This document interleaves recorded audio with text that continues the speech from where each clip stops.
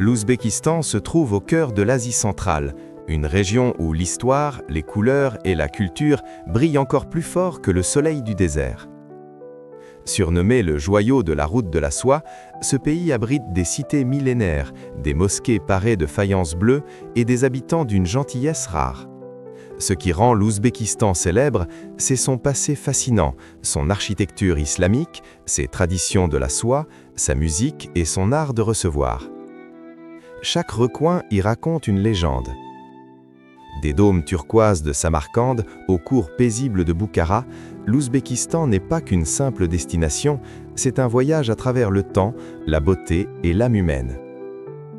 La capitale, Tachkent, incarne l'Ouzbékistan moderne, une métropole verte, vibrante et dynamique où l'héritage soviétique dialogue avec le présent.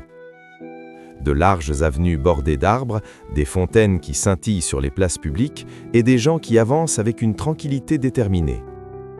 Tachkent est réputé pour sa propreté, sa sécurité et son savant mélange entre tradition et progrès.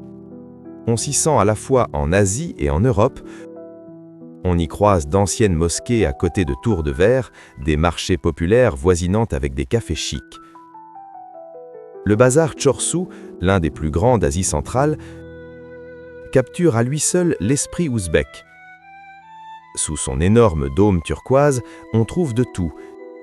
Épices colorées, pains frais, fruits secs, céramiques artisanales et les sons d'un marchandage amical.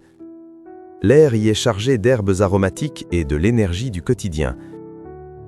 Chaque vendeur vous accueille avec un sourire, vous offrant un échantillon non pas pour vendre, mais pour partager. C'est là la voix ouzbek, chaleureuse, généreuse et authentique. Au-delà de Tachkent, le véritable cœur de l'Ouzbékistan bat dans ces anciennes cités de la route de la soie, des lieux qui reliaient jadis l'Asie à l'Europe par le commerce, l'art et la culture. Samarcande, Boukhara et Khiva sont des musées vivants où chaque pierre a connu des siècles de voyageurs, de savants et de rêveurs. Samarcande est le joyau suprême de l'Ouzbékistan, l'une des plus belles villes du monde. Jadis capitale de l'empereur Timour, Tamerlan, elle fut un centre majeur des sciences, des arts et de l'architecture. La place du Réguistan en est le chef-d'œuvre. 3 grandes médersas couvertes de mosaïques bleues et dorées, dressées comme des palais venus d'un autre monde. Quand le soleil frappe les carreaux, la place entière s'embrase de tons turquoise et saphir. C'est une vue si saisissante qu'aucune photo ne peut vraiment la rendre. Se promener dans Samarcande, c'est feuilleter les pages d'un empire d'or. Non loin, le mausolée Gour-Émir, où repose Timour lui-même, témoigne du même art à couper le souffle. Un dôme bleu si parfait qu'il semble flotter au-dessus de la terre. Les habitants de Samarcande vivent avec fierté, entourés d'une beauté à la fois ancienne et éternelle. Ils vendent des foulards de soie, des fruits sucrés et des objets artisanaux dans des marchés que le temps semble avoir épargnés. À quelques heures de là se trouve Boukhara, autre cité légendaire, habitée sans interruption depuis plus de 2000 ans. Boukhara fut l'un des centres les plus importants de l'apprentissage islamique, et elle conserve encore cet esprit de sagesse et de paix. La vieille ville est un labyrinthe de ruelles étroites, de bazars à coupoles et de cours tranquilles ombragés par des mûriers. Le minaret Kalan, appelé Tour de la Mort dans les temps anciens, s'élève fièrement au-dessus de la cité, symbole magnifique de force et d'endurance. La place du Labi House à Boukhara est un lieu de vie.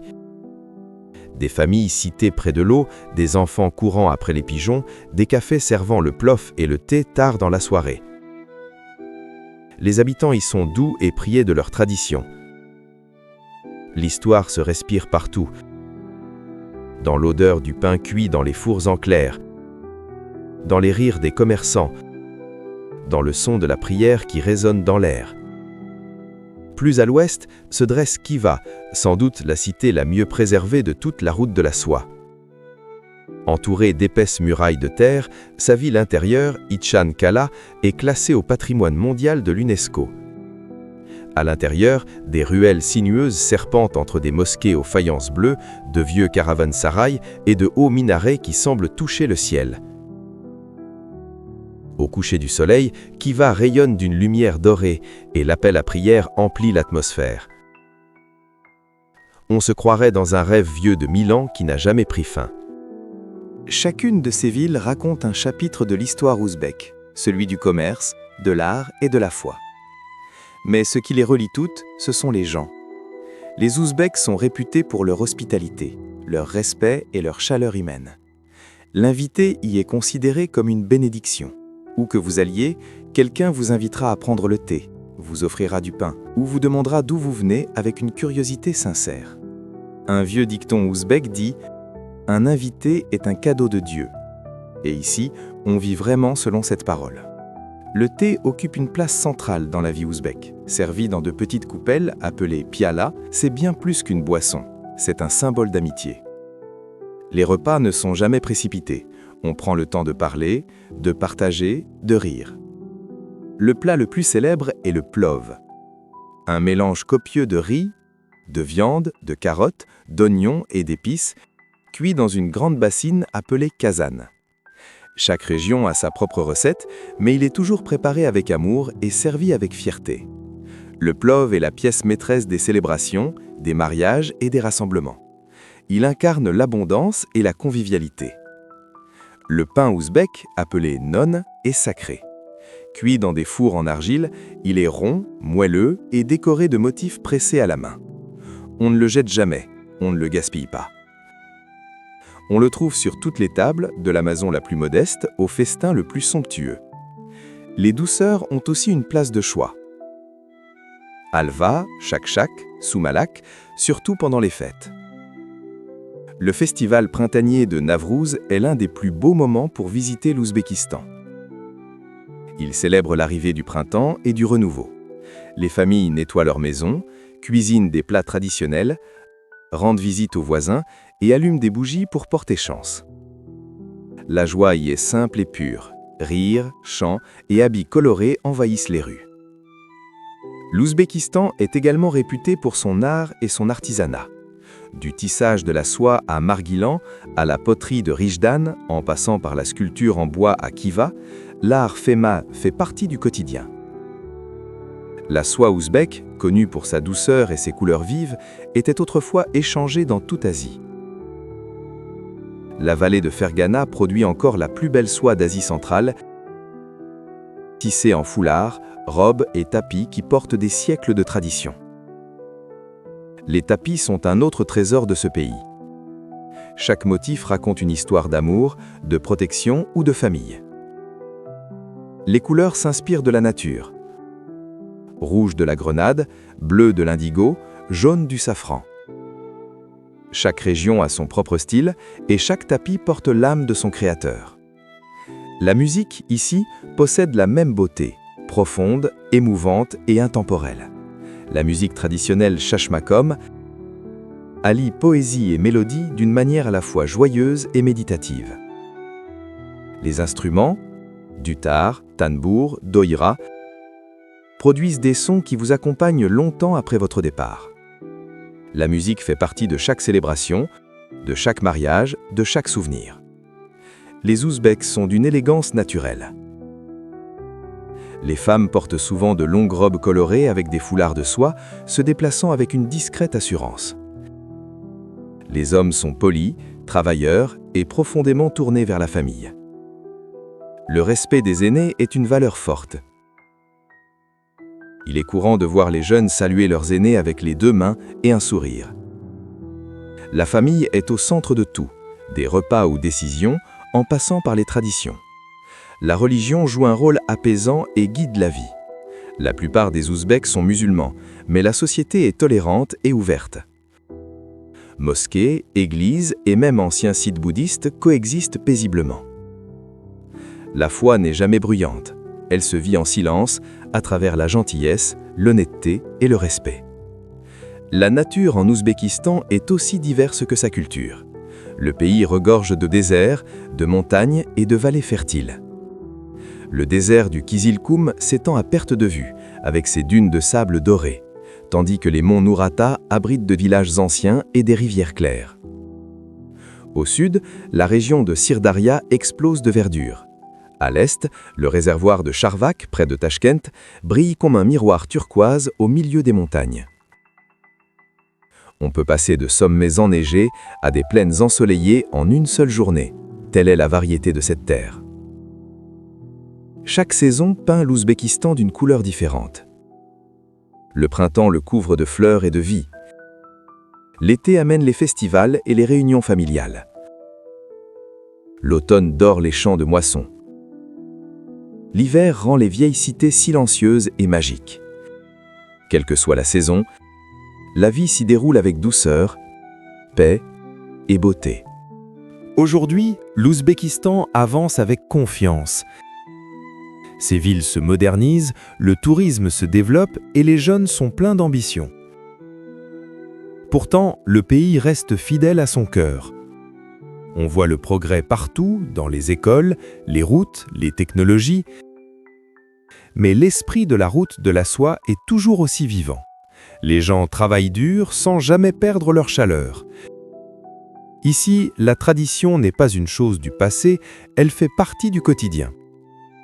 L'un des aspects les plus remarquables de l'Ouzbékistan, c'est son sentiment de sécurité, de propreté et d'organisation. Les rues sont nettes, la délinquance est faible et les habitants sont fiers de garder leur environnement beau. C'est un pays où l'on peut se promener la nuit sans inquiétude, où les voisins s'entraident encore et où la communauté a toujours du sens. Pour le voyageur, l'Ouzbékistan ressemble à un livre d'histoire vivant, avec un cœur qui bat. Les dômes de Samarcande, les bazars de Tachkent, les murailles de Khiva, tout raconte une histoire qui relie le passé au présent. Ce n'est pas seulement ce que l'on voit, c'est ce que l'on ressent. Le calme des mosquées, les rires des marchés, le goût du pain sorti du four. Tout cela reste avec vous longtemps après votre départ. L'Ouzbékistan est également fier de sa contribution à la culture et à la science mondiale. Il fut autrefois la terre de grands savants comme Al-Kharismi, le père de l'algèbre, et Ulugh Bek, l'un des plus grands astronomes de l'histoire. Leurs découvertes ont façonné la compréhension humaine des mathématiques et des étoiles. Encore aujourd'hui, l'esprit du savoir continue d'inspirer les jeunes esprits du pays. L'architecture de l'Ouzbékistan est incomparable. Dômes bleus, calligraphie dorée, motifs symétriques qui représentent l'harmonie entre le ciel et la terre. La mosquée Bibi Kanim à Samarcande, l'ensemble du Kalan à Boukhara et la mosquée Djouma à Khiva sont autant de témoignages de cet art intemporel. Ces édifices ne sont pas seulement beaux, ils sont spirituels, poétiques et vivants. Ce qui rend l'Ouzbékistan inoubliable, ce ne sont pas seulement son histoire ou son architecture, ce sont les gens. Ils sourient facilement, ils aident sans rien demander. Ils sont fiers d'être de bons hôtes et de bons voisins. Il y a une douceur dans leur cœur, une dignité dans leur regard et une générosité qui semble sans limite. En définitive, l'Ouzbékistan n'est pas seulement le cœur d'Asie centrale, c'est le cœur de l'histoire humaine. C'est là que les empires anciens ont laissé leurs traces, que le commerce a tissé des amitiés et que la culture relie encore les gens aujourd'hui. La vie en Ouzbékistan est calme, colorée et pleine de sens. C'est un lieu où les dômes brillent sous des ciels bleus, où le thé se partage dans les rires et où la beauté habite autant les personnes que les lieux. Et une fois que vous y êtes allé, vous comprenez que l'Ouzbékistan ne reste pas seulement dans votre mémoire, il reste dans votre cœur.